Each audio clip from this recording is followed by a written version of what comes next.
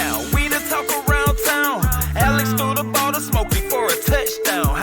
It's fourth down and you don't really want no more. We've been winning from the door. You should check the scoreboard. Check the scoreboard. Welcome back to another episode of the Scoreboard XFL Week 4, and we have some interesting games. I've been looking at the odds just before we started this one, and there's one that I, right off the top, want to vehemently disagree with, but we'll get to it when we get. I don't want to give it away, but one of these don't seem right to me. We'll get to it though. Smokey, how you doing? Better, man. I want to say the Saints so bad. I really want to say I'm better than Saints fans because they're mad about that. But as far as the XFL, I have to put Orlando Guardians in there again. I know they played better, but even the Vipers played better. So really, they're fighting for who's at the bottom of the pack still. But yes, gotta say Guardians. I'm better than the Guardians right now. Paxton Lynch looked better though. 3 weeks in a row. You're going Guardians fans. Yeah, who else can you put there? True. I guess you're right. Yeah, it's rough. You could have gone Saints, though. Yeah. I know, like, for Saints fans, this seems like kind of a purgatory situation because they clearly have an upgrade over Jameis and Andy Dalton. And it might be enough to win you the NFC South, given what sort of the quality we've seen there, but you're not really sure about it. It's not like a home run. You still don't really know about your coaching situation, and defense is getting older, so it's a weird spot. I guess they're making this move because the division's so weak and they feel like this is enough to get it done, but we'll have to wait and see. Yeah, I just can't see that division being that bad again. I mean, you have 3 quarterbacks there, maybe 4 if you think about it, because we have Matt Corral with the Panthers, also with Sam Darnold that could develop. We still don't know what Kyle Trask is going to look like. He hasn't really played any. He could develop, or they could take one of these quarterbacks in the draft. And I still have a lot of faith in Desmond Ridder, so I think he's going to develop also. Yes, I think that does make the Saints the best team in the division right now. But that all could change like 2-3 weeks into the season. Exactly. Yeah, it's not really a big gap between most of them either. It's not a huge rift. It's kind of all been dumpling around the, They have no 6 and 8. They have no offensive weapons. I mean, yeah, Michael Thomas is always hurt. Yeah, if he's gonna play ever again, I mean, how many seasons is he set out now? What does he play, like 3 games? 2.5. Yeah. Yeah, in the past, 3 seasons? Like, what is he gonna be? And your running back has got a court case coming up that could suspend him for half to a whole season. Who knows how that's going to turn out?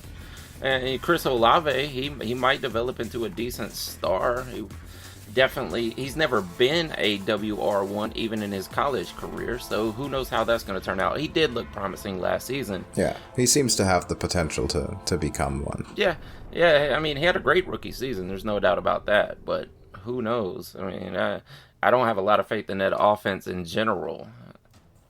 Well, maybe with Derek Carr, I think it's a just enough principle, just enough to win it. But of course, it could backfire. If you don't, then you're going to be sitting there maybe in a year or two, and you're scratching your head again. What's the next move? Because Derek Carr isn't the youngest quarterback out there, so he might be, he might play 2 to 4 years as a serviceable starter. Can you build a good enough team around him in that time? I don't know. What's the coach going to be? Do you have the long-term answer? I don't know. It's a mixed bag. I'm not sure what to think of it.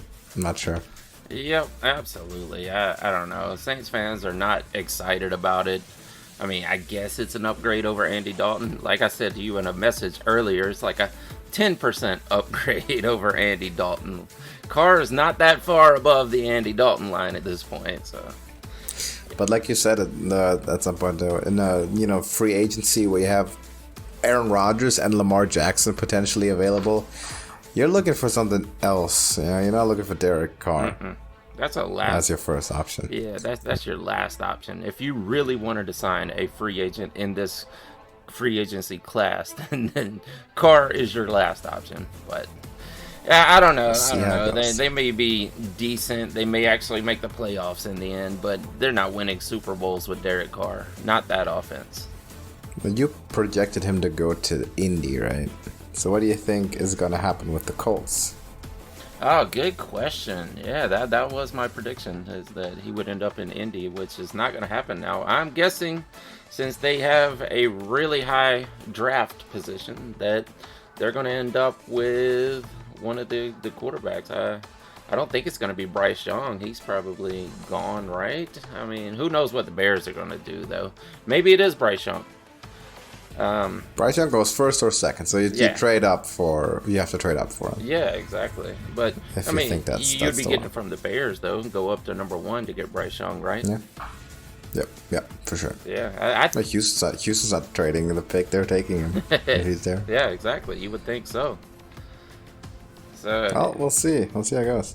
Yeah, definitely. Derek Carr is an interesting addition, and we'll see how it goes with that. But we're here to discuss the XFL. Before we get into these picks for Week 4, how is it looking with our standings? Oh yeah, good question. We disagreed on 2 and split that last week, so we both got 3 points each. We were almost perfect, so it is what it is. That brought my total to 8 and your total to 7, so you are still 1 behind.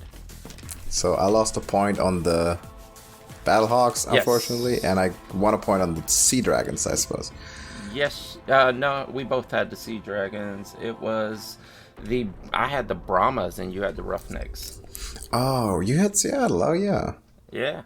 Even I picked- against your Vipers. I did, yeah. I had to, man. I have no faith in the Vipers anymore. I will say Brett Hundley looks better than he did last week. This past week, he was much better, but it still wasn't enough to get the job done. The Dragons are pretty decent, and a lot of people are saying Ben DiNucci is the MVP favorite so far this season. No, he's might be number 2, might be number 3. AJ McCarron is still the front runner. He threw for 4 touchdowns, for God's sakes. He put up 28 points. That beats any other team in the league. Defense just couldn't hold up. And of course, Jordan Tammo played a great game. Yeah, Tammo was great. Yeah, he was good. He was definitely good. But the running game, right? You just can't stop the run. Like against DC, you have like 2 mobile quarterbacks that they can sub in and out. It's a nightmare. So that's not on McCarron. Exactly. He was doing his best. Yeah, Reggie Barlow has a great running offense. Like, he's put it together. I mean, you got Abram Smith and Raquel Armstead. Those are both. I mean, I know Raquel fumbled a couple of times and almost threw it back in the Battlehawks' favor, but in the end, you just couldn't stop that combination of a decent defense with a great running game. That was the issue. And Vegas gets to deal with it this week, which is going to be fun. Let's start this slate from the top. They got the Roughnecks at the Guardians. Yeah, I'm seeing people putting the Roughnecks number 1 in their power rankings now. They really believe in this. Wade Phillips is a defensive guy. I mean, he's been around forever. He was probably around before the forward pass even started. So he knows how to run the ball and coordinate a defense. On the other side, the Orlando Guardians were better. Paxton Lynch played the whole game. No DeAndre Francois, which is kind of disappointing to me, but Paxton Lynch did look better. So it looks like Tyrell Buckley is probably still in favor of trading out his entire team, but he decided that Paxton Lynch is better than DeAndre Francois, and he's going to stick with him. Charleston Rambo was back out there looking decent, and again, the top tight end in the league and probably the top wide receiver, even though he's a tight end, on this team is Cody Lattimore. I think these guys are going to look better and better, but since the Roughnecks have been so dominant and their defense is so good, I cannot go with Orlando at this time. Even though they're at home, I will take the Roughnecks on the road. Yeah, the Guardians are going to win a game at some point this season, right? But it's not going to be this one. It might be like Arlington, probably the best chance of Vegas. I don't know. Tough to say. They'll probably win one eventually. It's XFL, but this is not it. Houston, you can make the argument for them to be number 1. I mean, they haven't really shown a lot of weakness. So for granted, they haven't been playing the toughest schedule, but they haven't showed weakness, and they're gonna probably keep winning here at Orlando. It's probably relatively easy matchup in relative terms. So Houston to keep going and setting up the long-awaited championship game with the Battlehawks. Still 3 years in the making. 3.5 years in the making. Mm-hmm. We have the Brahmas at the Sea Dragons. Now, I really expected more out of the Brahmas, even though they were playing the best defense in the league. I told you they were going to come back down to reality a little bit. I just didn't expect it was going to be that much of a bottom out. Jack Cohn, I don't know what happened from the game in week 2 where he was just playing hero ball and airing it out, and he looked great. And then he couldn't do nothing but little short passes and couldn't even get the ball in on the goal line. He came back down to reality. I still think he's going to develop. I think he'll be good in this league. I don't know if he's going to be up there with McCarron and those guys, but I think he's going to be serviceable in this league. On the other side, Ben DiNucci, like I said, some people want him to be MVP at this point. He did have 2 fumbles, which is going against him because that guy's a fumbling machine. He just got lucky in this one that he didn't fumble away the game this time like he had in 2 games previous. Morgan Ellison, probably the best running back in the league so far, and the best wide receiver is Josh Gordon. Oh, yeah. Yeah, by a long shot. Josh Gordon is great. He's looking like he did in 2014 with the Browns or whatever. Jaquez Pearson's not bad either, so I think Jim Haslett, being at home, will get the Sea Dragons yet another win. Do you think Josh Gordon earns himself another shot at an NFL team with this season? Oh, that's tough. I'm seriously wondering, because if you remember, like the reason one of the primary reasons that got him out of the NFL was not even the play, it was the off-field drug problems, right? Mm-hmm. And he was a legitimate top 10 receiver in the NFL not too long ago, and now he's dominating. I mean, he averaged like 20 yards of reception or something in this last game. He just go deep and catch it because you're better than every DB in the XFL. And that's a recipe for pretty good success, I have to say. It worked out pretty well against Vegas. And yeah, Ben DiNucci probably had the best individual game we've seen out of a quarterback this year. Still not putting him above McCarron in the overall MVP standings, but yeah, I mean, I believe a lot in Ben DiNucci, even though, of course, they're based in Seattle, so I don't love the team. But Ben DiNucci's an NFL quarterback, former NFL quarterback, as is AJ McCarron. It's not a surprise that their quality is showing in this league. So for this one, even though we still think the Brahmas are going to end up winning the league by some kind of magic, I'm going to take the Dragons, the Sea Dragons in this one. They are at home and they're on a roll. And Brahmas going to have to prove that they can stop this passing offense. And no, it's not. I'm not too optimistic about it, let's say, because they didn't get too much done against the Roughnecks either. So Seattle can score points, a lot of them in a hurry. Like I've said it last week, they lost 2 games, but they were close games. Mm-hmm. And it was to DC and it was to St. Louis, and both of them, it was 1-score games. So Seattle, to me, is a good team. Probably 3rd or 4th best team in the league, and they're going to beat the Brahmas. Mm-hmm.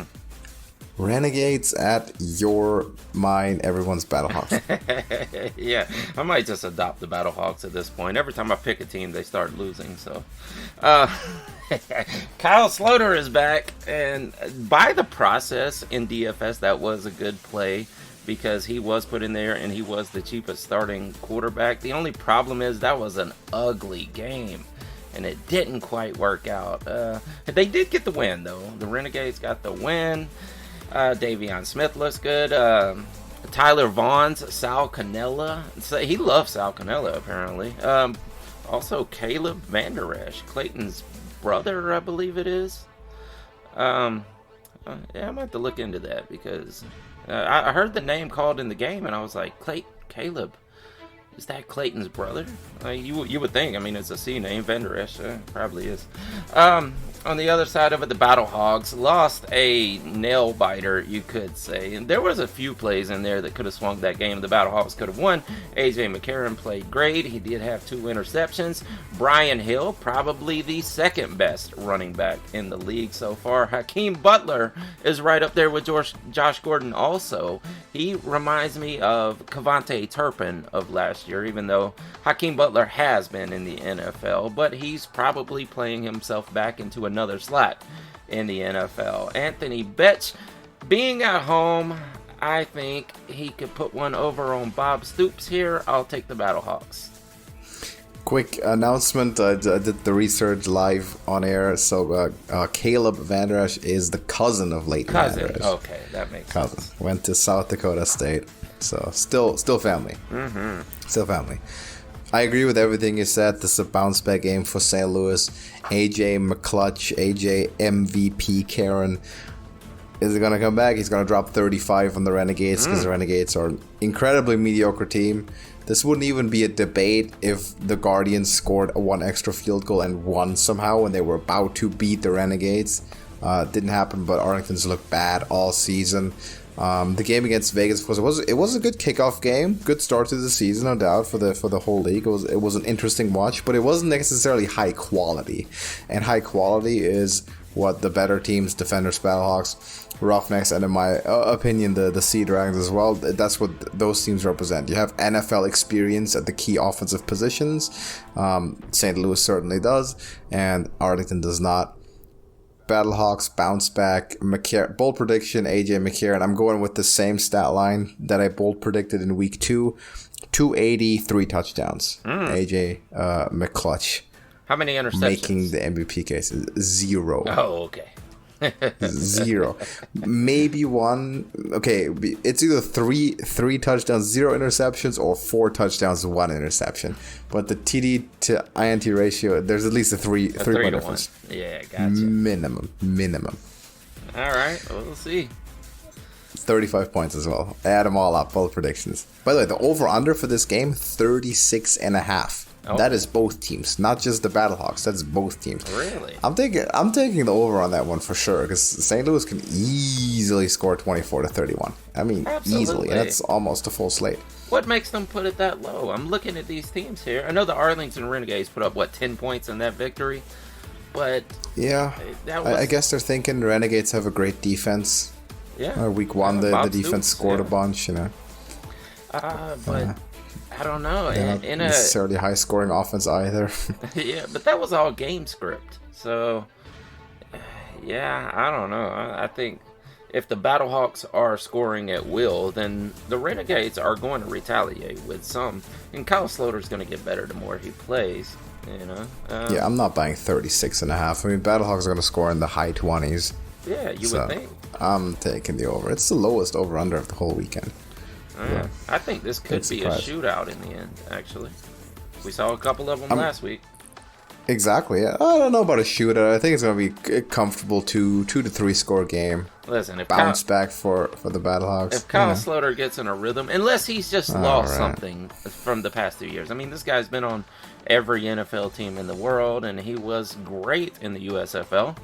I mean, not one of the top 2 or 3. Maybe he was the top 3. But he was good. He might have been 3rd. Yeah, exactly.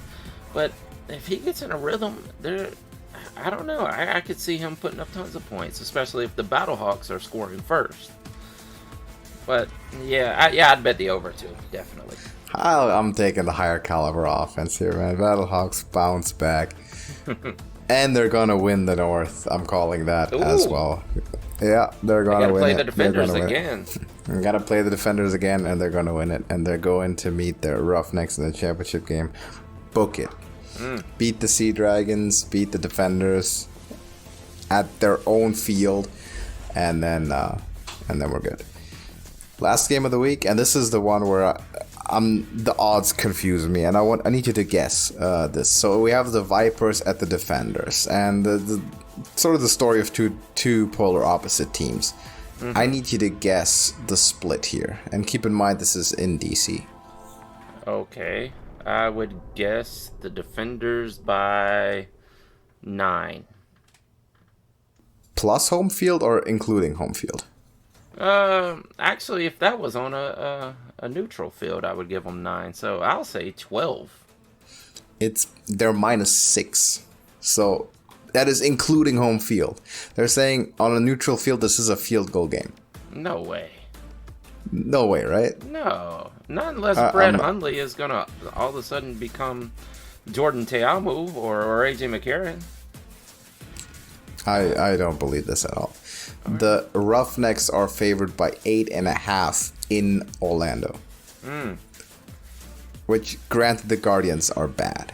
Yeah. But the Vipers aren't very good either, and DC's won every single game, and they're scoring basically. They're just taking the air out of the ball, and they're running at will. Yeah.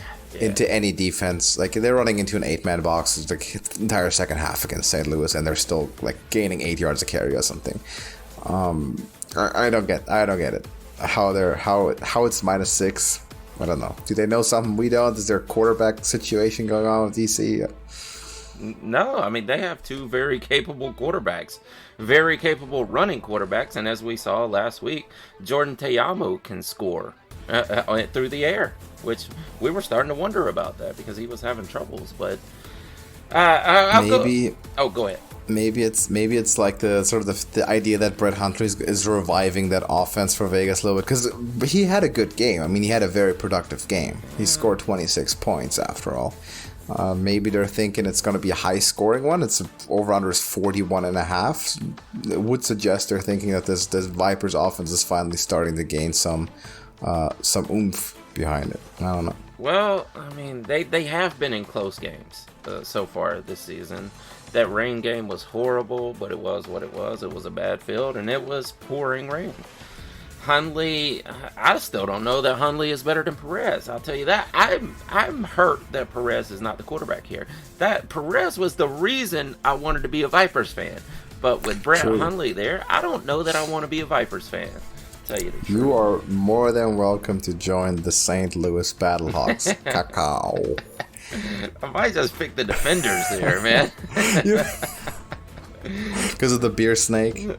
Yeah, I don't get that either. Like, okay, so they had this quirky little thing that they do. They make the beer snake, right, out of the cups. They make the beer snake.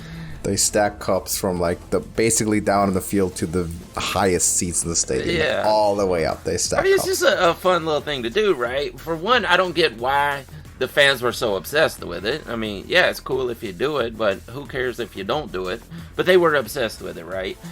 And then the security steps in and takes that away from them. Why does the XFL care?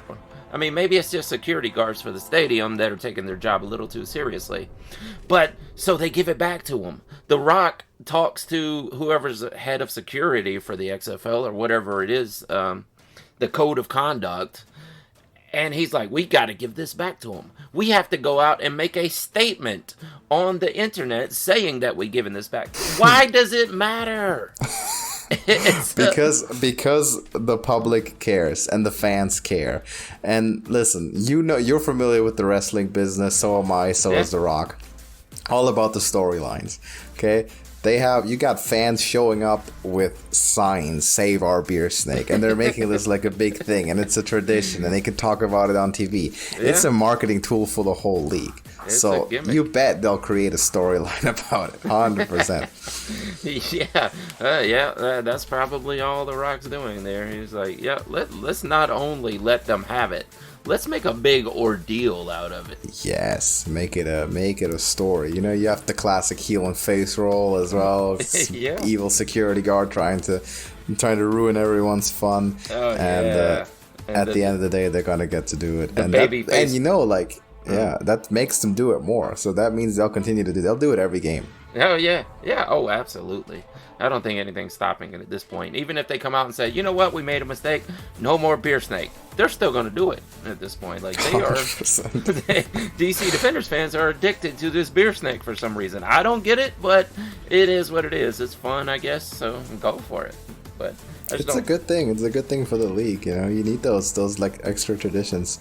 I mean, like in the NFL, you have those. You have a lot of those. Buffalo fans, you have the tailgate. You got the terrible towel. Yeah, going through tables. Yeah, it would be like if you went to a Packers game and said, you know what, no more cheeseheads. You can't wear those. Yeah, they'd be mad. Yeah, I get it. Yeah, they can't do that. They're not letting it happen. So this is actually a good thing. This is fan culture, right? Fan culture, they always need something aside from just a game. Even in the NFL, they need something to do. So, let them build the damn beer snake. That being said, we have to pick this game. Yeah. With the surprisingly close odds. Maybe it's going to be close. I mean, I've been thinking about it. The Defenders are absolutely best in the league at this point. I mean, they just beat the Battlehawks, who are decisively number 2, although some people are wanting to put the Roughnecks in there. I still say the Roughnecks are number 3 myself. Jordan Ta'amu and Derek King make a great duo, and I guess they're just going to keep splitting time with those two guys. They can go back and forth. Derek King is a great runner, so is Jordan Ta'amu. Ta'amu proved that he can still throw the ball downfield. Abram Smith, Raquel Armstead almost fumbled. He fumbled twice, which could have been detrimental to the game, but luckily he came through. Lucky Jackson is the number one receiver on the team. Now, I love Lucky Jackson, and if you're playing DFS, we'll talk about this later, but we can play some Lucky Jackson in DFS. Reggie Barlow has this team humming. On the other side, Rod Woodson hasn't gotten a win yet. I know the offense is looking better, especially from week 2 in that rain game. Rod Smith and John Lovett, I don't know that he's got a great running back duo here, but Jeff Bidet absolutely has something going with Perez and Hundley. So whichever one you throw out there, he's going to be absolutely useful. Matthew Sexton is not a bad receiver whatsoever. So I have no choice but to say that the DC Defenders are going to win this one at home. Yeah, listen, I got to take DC as well, and I'll also take the -6 and put some money on it for sure. I'm wondering if this sort of quarterback switcheroo, at least occasionally, is gonna keep going, because we've seen this from the Birmingham Stallions in the USFL, if you remember, and you called back to this, I think, the very first week of the XFL this year for our picks. You said, remember, the Stallions did it. They started, with Alex McGough, who's more of a pocket passing kind of quarterback, and then they kept rolling in Jamar Smith, and they gave him more and more time, and at some point it became the offense became centered on Jamar Smith, who was the running quarterback, and it gave teams fits, gave defenses a lot to deal with. And if you have two quarterbacks that pose that kind of threat, why not use them? It's an experimental league in a sense. So why not try this two quarterback offense where you rotate it? The Saints are doing it sometimes in the NFL even. Yeah, it's working too. It seems to work. Yeah. So I'm taking the Defenders. Obviously, they're undefeated. They should have not been undefeated, but unfortunately they are undefeated because they somehow scored 34 points on my defense, which I have no idea how that happens. Not going to happen again. Next game is at St. Louis, and the Hawks are the Battlehawks are going. I have to be careful not to call them the Hawks. That was a trap I almost fell into in 2020 all the time with the whole Go Hawks thing. No. Battlehawks. Yeah, I just think of Russell Wilson. Go Hawks. Yeah, it is very important to say the full name in this case, unfortunately. Well, once again, Jordan Ta'amu finds himself heading up the number 1 team in the league, though. Again, Mr. XFL, if you will. I guess so. Maybe he's supposed to be the MVP. Maybe. I mean, he would have been the first time, obviously, if there wasn't for a PJ Walker out there. That is. The Battlehawks were going to beat Houston pretty handily. Yeah, I don't know. I don't know about that. Yeah. Well, PJ Walker's decided to go for the NFL backup job, right? And then Jordan Ta'amu came back to the XFL. So now he gets to show that off again. I like that the offense is not as sort of focused on superstar quarterback, because that's what happened in the USFL, and that did not work for Ta'amu. That did not work out at all. It was a very mediocre team because he was the only thing keeping them together. And then he's just not Aaron Rodgers, right? He's not going to be the guy to carry a team by himself.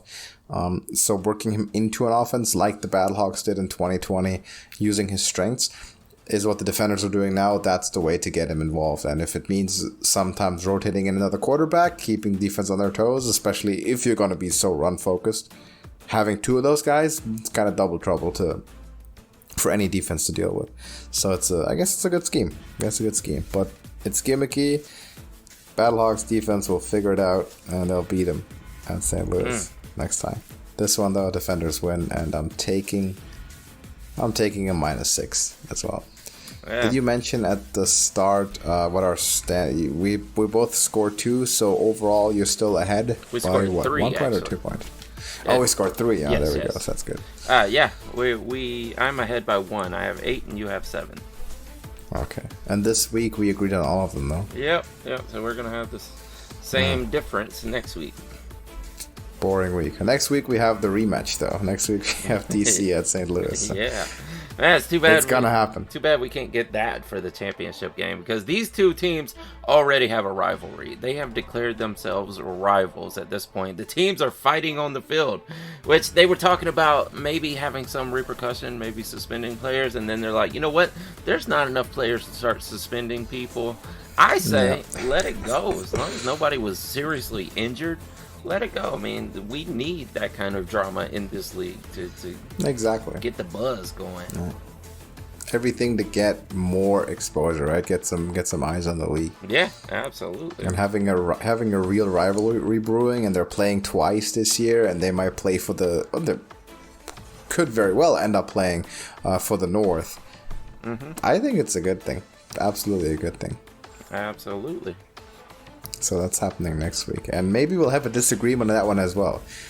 Yeah. If you're sticking with the Defenders, say they both win this week, you stick with Defenders. Rematch at St. Louis, you shift those 3 points from the Defenders to the Battlehawks, and suddenly we're tied at 31. Actually, the Battlehawks are gonna win it. AJ McClutch is gonna get it done. Mm-hmm. That's the games for this week. We agree on all of them. Maybe someone has a differing opinion. I can see the Brahmas is probably a reasonable pick this week. I think a lot of people put some money on the Brahmas here. But let us know what you think about this. Mm-hmm. Anything in the fantasy world, fantasy direction? Oh, yeah, it was a great week for fantasy, actually. I mean, there was a lot of scoring done, and that was really good for fantasy. So you saw some lineups hitting 150 to 200 points, much like the NFL lineup that you would see. Ben DiNucci was your number one quarterback, and that's no surprise. He is now the most expensive quarterback because of it. Brian Hill is your number one running back, former Falcon. I will take that credit. Josh Gordon, of course, is your number one wide receiver. There's no doubt about that. And because of that, he is the most expensive. The best tight end is still Cody Latimer. And if you're going to play DFS, you need to put a Cody Latimer in your lineup, because he is scoring just as much as the wide receivers, and he gets that discount for being a tight end, because on DraftKings they still don't value tight ends like they do wide receivers, no matter how good they are. I mean, right now Cody Latimer is the Travis Kelce of this league. Yeah, he is. I mean, he's scoring as much. I mean, he doesn't have quite as many points as Josh Gordon, of course, but he's up there. If he was a wide receiver, he'd be in the top 5 at this point. Honorable mention would be Jeff Badet, whatever you want to say. Yeah. Brett Hundley is a good play. Hakeem Butler. But all these guys are going to be expensive. You want some value plays? Lucky Jackson. That's the guy you need to be plugging in there. If you want to be able to put Josh Gordon in because he's so expensive, plug in Lucky Jackson. That'll save you a lot of money. Tyler Vaughns for Arlington. Morgan Ellison. That is the highest yardage running back in the entire XFL right now. So he is going to get you a decent amount. I mean, he hasn't had any great game-breaking touchdown games, but he is still the yardage leader. Jack Cohn, I think, after this bad week, he has been devalued. I'm actually looking it up right now. He is 8,200 compared to Ben DiNucci's 10,800, so you can get savings there. I think Jack Cohn is going to be absolutely fine this week. He's not going against the number one defense in the league, so he's fine there. And as always, plug in Cody Latimer. That is a value play also. I'll give some piece of advice as well from a much less educated source. Just get in some more Guardians players. Bet on the Guardians, man, because it can only go up from here, I guess. Throw Paxton Lynch in there. Anyone besides Latimer as well. Just get Paxton Lynch in. It can only get better from where they're currently at. Yeah, that's I mean, the value it can. play. I think it will go up. I wouldn't go in against the Roughnecks this week because that is the number one defense, and it didn't work out well for Jack Cohn. But I would say in weeks after this, when they play much less defenses, that's actually a decent play. If they stick with Paxton Lynch, which it looks like Tyrell Buckley wants to at this point, I think he's absolutely going to be serviceable. I still think he's a little too high right now, but after playing the Roughnecks, his value is going to drop. So that would be the time to play Paxton Lynch for sure. Charleston Rambo is a great value play also. And Paxton started running the ball last weekend as well. He did, yeah. Yeah, he did. That's a lot of fantasy value there. Paxton Lynch, the fantasy riser of the week. I'll tell you this. If he performs against the Houston Roughnecks, like if he scores like 20 points or something, 20 plus points against the Roughnecks, do we consider him a valuable fantasy asset next week? Yeah. Oh, yeah. Man, if he puts up 20 points, and that's decent. I mean, there are ones that are putting up 30 out there, you know. DiNucci and McCarron. And even Hundley, I believe, did this week. Jordan Teamu also. But, yeah, if he gets over that 20-point mark, then, yes, I would say go for it. I would Next week they play the Vipers. That could be the win. That's going to be it. Yes. I hadn't looked ahead That's the breakthrough. Yet. That's it. Don't play him this week. Don't play Paxton Lynch because he's going against the number one defense. Wait until that price comes down. He's probably going to drop $500 or so after this week. And then play him against the Vipers. That's your value for next week. That's how you do it. That's how we're going to do it. Absolutely. Mm-hmm. Paxton Lynch, fantasy superstar. Absolutely. XFL 2023. It was meant to be. Kyle Sloter's, let us know your picks. Sorry? Keep going. Kyle Sloter's price jumped way up after he was named the starter. Oh, yeah. And like I said, the process was right on that. It's just the game script was so ugly that it didn't work out. I mean, when your team scores 10 points, it's not going to be a great day for your quarterback. But it was the right process, and if we can find another one like that. Oh, and before we go, do you want to talk about Quentin Dormandy? Did you hear about this? About what? Apparently, he was selling plays. At least that's what they were going to suspend him for. They haven't suspended him yet because they don't have enough proof. But the word is going around that Quentin Dormandy was actually selling plays during week one. Like he's selling the playbook? Yeah, that's what they're saying. That's what he's accused of. What? Yeah, it's crazy. I mean, all the teams have to meet up in that central hub there in Arlington. So I guess it's possible that he could have done it. But, of course, he's not playing anymore, and that may be the reason he's not playing anymore. What the hell? Yeah, I thought that was interesting. Like, if that turns out to be true, like, that's that's crazy. Who bought the plays? I want to know that too. I guess it was who were they playing in week one? Let me look back here. I really don't. Where the hell? It's like he's been wiped from my records here. we'll find out if there's an investigation. It'll definitely come up as well. Yeah, definitely. But anybody can Google it, and it's on the internet. Mm-hmm. Yeah. Wow. Okay, I guess, if someone's willing to pay for it and you don't earn as much as you would in the NFL, it's extra payment, but wow, okay. That'll get you caught real quick. Okay, There he is. I found it, my bad. So, the Orlando Guardians were playing the Roughnecks in week one. So, maybe it was the Roughnecks that he was selling plays to. Because, they let him play in week one. And that's why their defense looks so good. Yeah, yeah, exactly.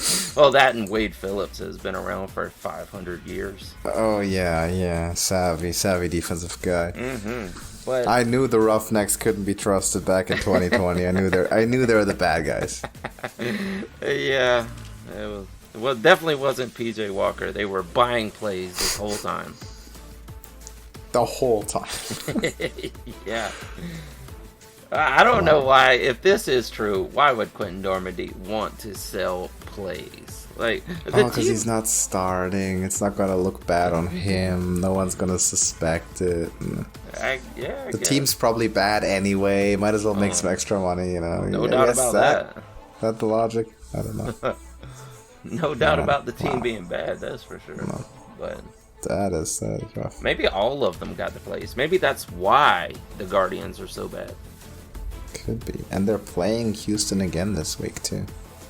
Yeah. So they already know all the plays they're going to run. Let's make sure I picked Houston this week. Yes, I did. Yeah. Everyone did, I think. Guardians could be the dumpster fire of this league. Yeah, obviously. That's why I am always better than Guardians fans. If they have every week, every single week. 1 week they're gonna win, and you can't do it that week. You have to come up with something else. Yeah, it'll be the Vipers that week. Vipers, yeah, that works as well. All right, so that's our picks. Let us know yours. Do you disagree with anything? And what do you think about these odds as well? Seems kind of, some still seem kind of fishy to me. You give the Defenders 6 points at home against the Vipers. Too much faith in Brett Hundley, in my opinion. But let us know what you think about that. Do we have anything to add for this week, Smokey? No, I think that's it for this week. Cool. Thank you for watching. We'll see you in the next one. Deuces. Check the scoreboard. Ha. Check.